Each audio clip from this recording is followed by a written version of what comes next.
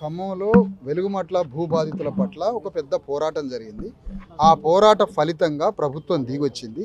ప్రభుత్వం దిగొచ్చి ఎక్కడ కూలగొట్టిందో, ఎక్కడ ఇండ్లను కూలగొట్టి ఎవరికి ఈ భూమిలో హక్కు లేదన్నదో అదే ప్రభుత్వం దిగొచ్చి ఇక్కడ మీకు హక్కు ఉన్నది, మీకు ఇండ్లు కట్టిస్తామని ప్రభుత్వం దిగొచ్చి 300 మందికి అక్కడ 75 గజాల స్థలం ఇవ్వడానికి, ఇండ్లు కట్టియడానికి ముందుకొచ్చి 100 మందికి బయట స్థలాలు ఇస్తానది. మేమేమంటున్నామంటే మొత్తం విక్టిమ్స్ 750 మంది, 750లో మీరు 311 ఇచ్చి అది 75 గజాలు ఇస్తే ఎట్లా?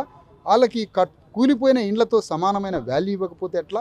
వాల్యూ సమానంగా ఇవ్వాలి, 100 గజాల స్థలం ఇవ్వాలి, మిగతా 100 మందికి అక్కడే ఇవ్వాలి, 411 మంది కావాలక మిగతా 350 టోటల్ 750 మెంబర్స్కి అదే భూదాన యజ్ఞ భూమిలో వాళ్ళకి 100 గజాల స్థలంతో రోడ్లు, current, sanitation, water, every facility తోటి 750 మంది బాధితులకి భూదాన యజ్ఞ భూమి వెలుగుమట్లలోనే ఆత్మగౌరవంతో వాళ్ళకి అన్నీ ఇవ్వాలి అని ప్రభుత్వాన్ని డిమాండ్ చేస్తున్నాం. ఆ డిమాండ్ని కొనసాగింపుగా మేము కలెక్టర్ని కలవడానికి నిన్న పోతే నన్ను అరెస్ట్ చేస్తారట, మేడం గారిని, కవిత గారిని అరెస్ట్ చేస్తారట. మరి మమ్మల్ని అరెస్ట్ చేస్తే మరి ప్రభుత్వంతో సంప్రదింపులు మాట్లాడటానికి, ఒక సత్యాన్వేషణకి ఎవరు ఉండాలి? బాధితుల పక్షాన్ని ఎవరు నిలబడాలి? వాళ్ళు ఎక్కడ బతకాలి? 6 నెలలు డిసెంబర్ 9 వరకు ఇల్లు కట్టిస్తామంటారు, 9 వరకు వీళ్ళు ఎక్కడ ఉండాలి బాధితులు? ఇదంతా అగమ్య గోచరంగా ఉంది.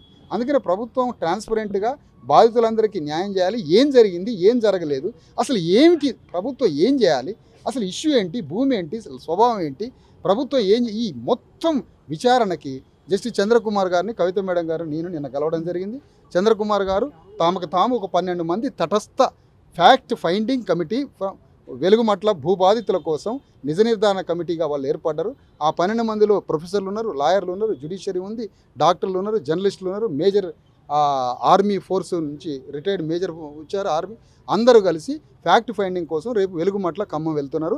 దానికి గవర్నమెంట్, జర్నలిస్టులు, బాధితులు అందరూ బ్యూరోక్రసీ సహకరించాలని మీ ద్వారా కోరుతాం. గతంలో ఇదే పొంగులేటి గతంలో వాళ్ళని పేడ్ ఆర్టిస్టులు, మళ్ళీ అదే పేడ్ ఆర్టిస్టులకు మళ్ళీ ఇప్పుడు ఎందుకు? వాళ్ళు పేడ్ ఆర్టిస్టులు కాదు, ఈ మంత్రులే ఐటమ్ సాంగ్లు వీళ్ళు. ఈ మంత్రులు ముగ్గురు ఐటమ్ సాంగ్లు వాళ్ళు.